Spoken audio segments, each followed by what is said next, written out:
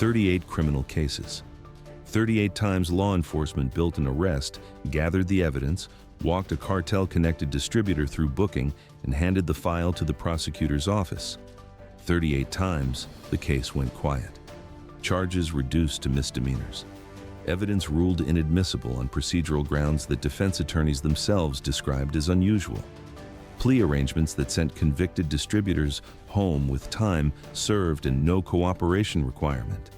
And behind every single one of those 38 outcomes, a state prosecutor who had been on the cartel's payroll for 4 years, 2 months, and 11 days, collecting cash payments routed through a private legal consulting firm that existed on paper and nowhere else.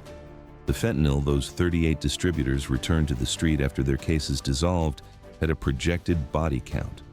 DEA analysts ran it. The number was not small.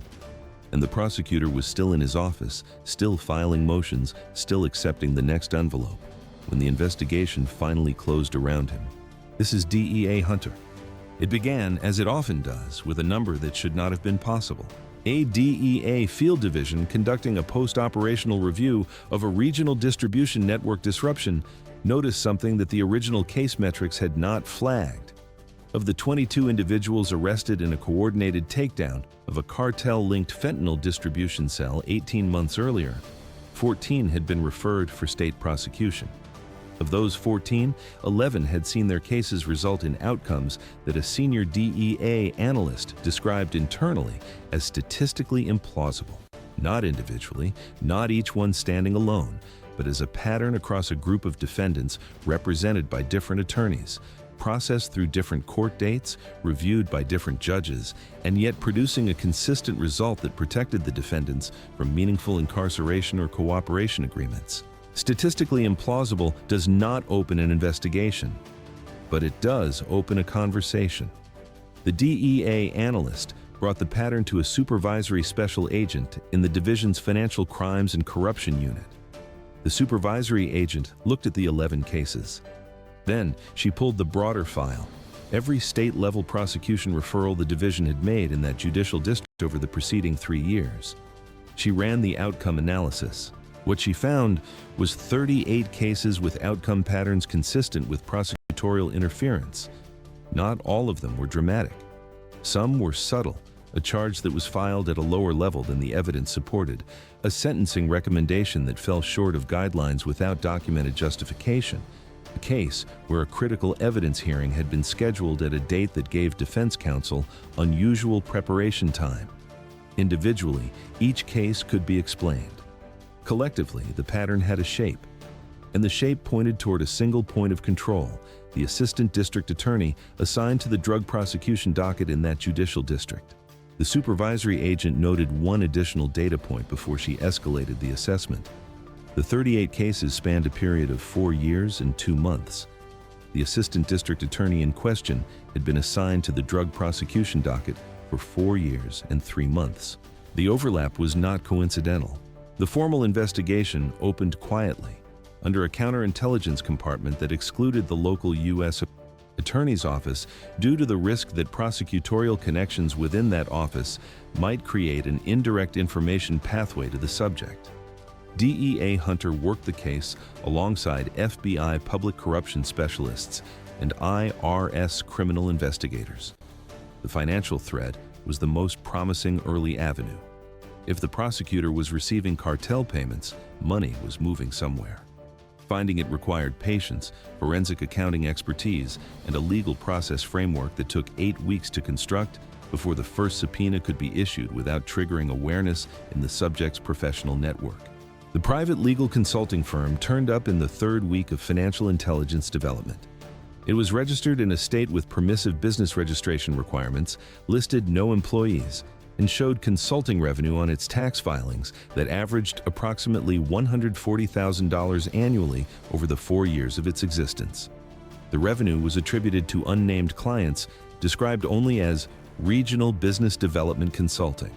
The firm's bank account showed regular deposits, always cash, always structured in amounts below the currency transaction reporting threshold, always deposited at different branches of the same regional bank on a rotating schedule that suggested deliberate structuring to avoid detection. The firm's registered agent was not the prosecutor. It was a name that did not connect directly to him through any public record. Investigators ran the name through every available database. It appeared in a decade-old property transaction in a city 400 miles away and nowhere else.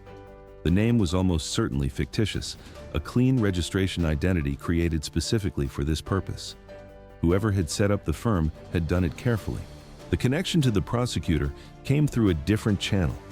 Cell tower data, obtained through legal process after investigators established sufficient predicate, showed that the prosecutor's personal mobile device had been in proximity to the registered agent's listed address on 9 occasions over a 14-month window. The listed address was a mailbox service storefront. The prosecutor had no apparent legitimate reason to visit that location. The 9 proximity events clustered around the months in which the consulting firm's bank account showed its largest deposits. Investigators were building toward a financial picture, but financial circumstantial evidence alone would not be sufficient.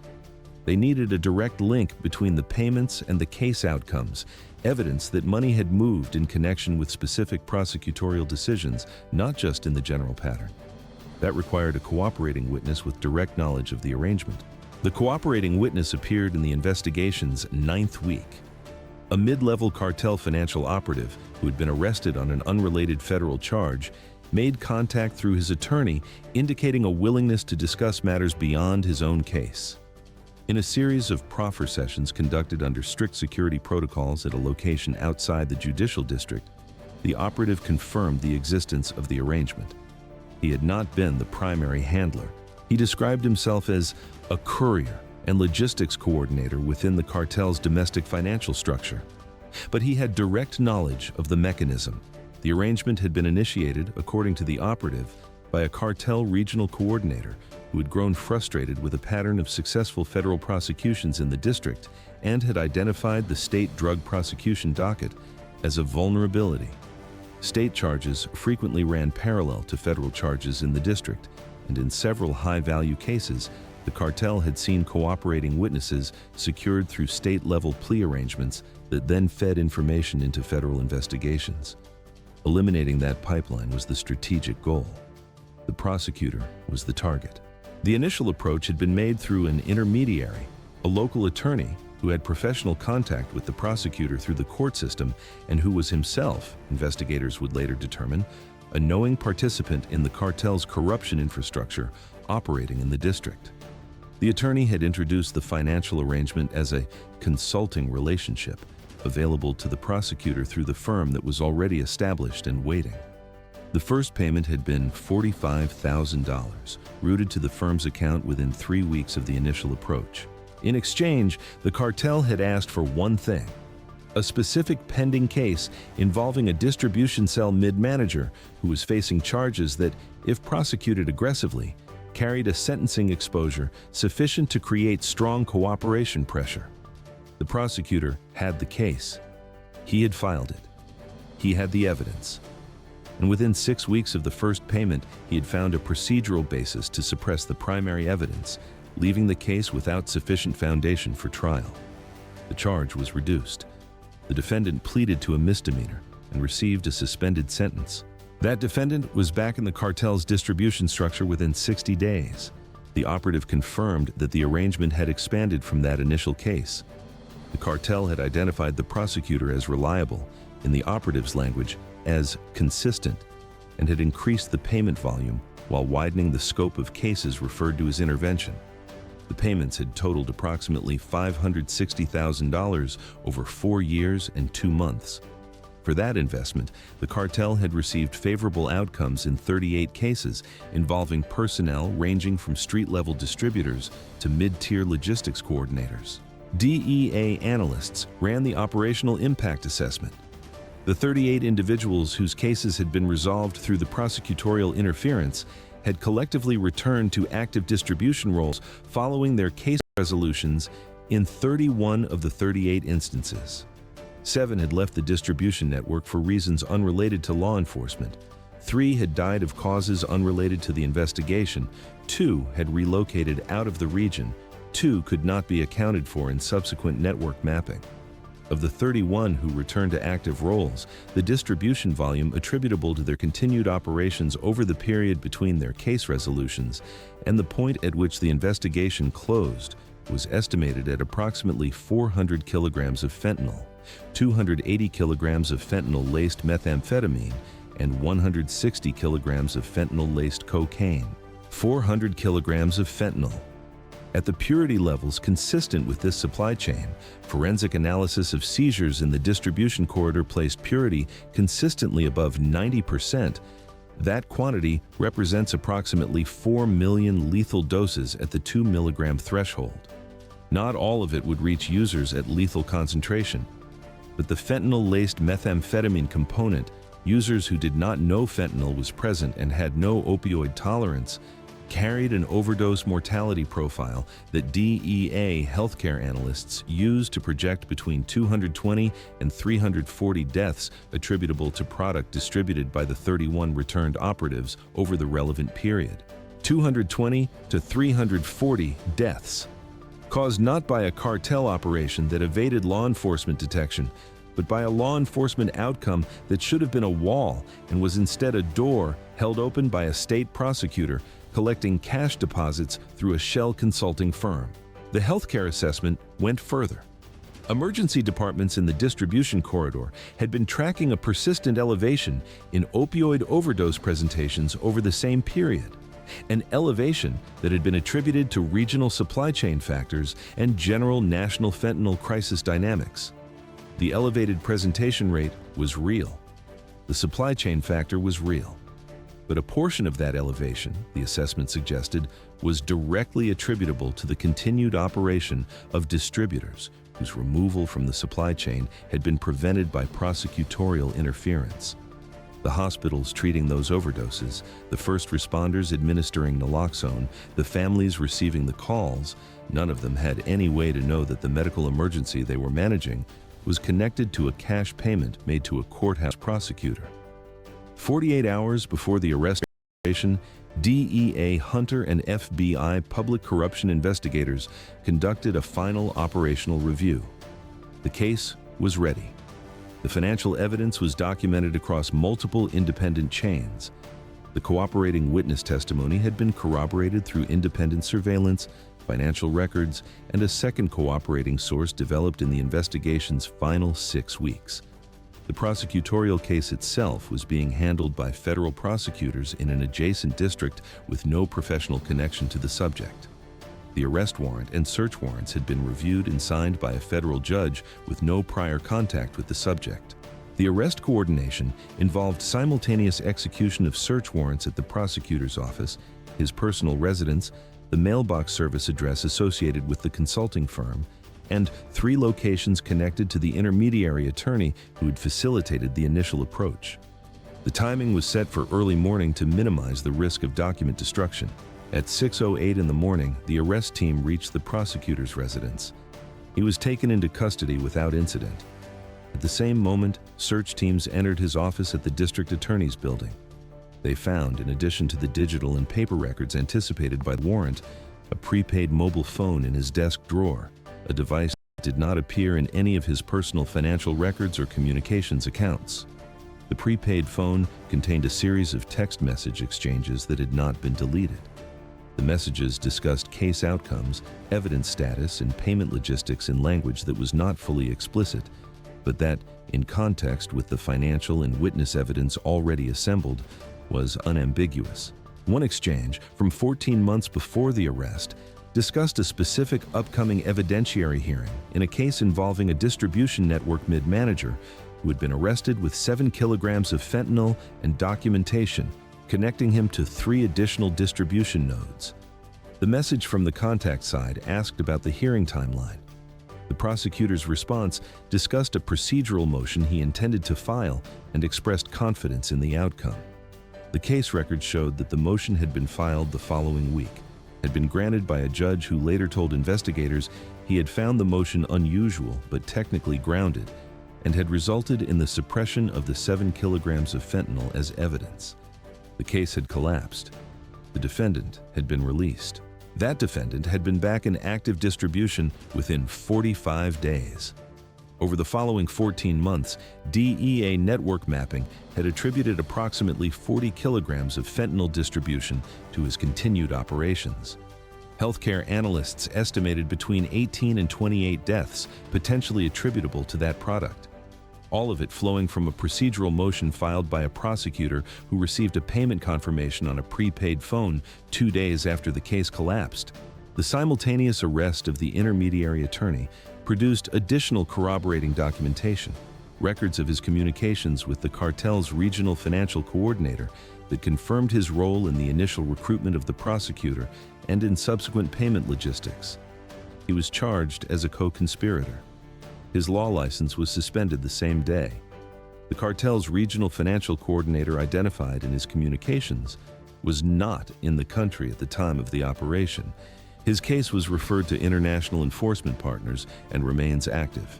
The 31 distributors whose continued operations had been enabled by the prosecutorial interference were not all immediately taken off the street by the investigation. The disruption to the distribution network was significant, but not total.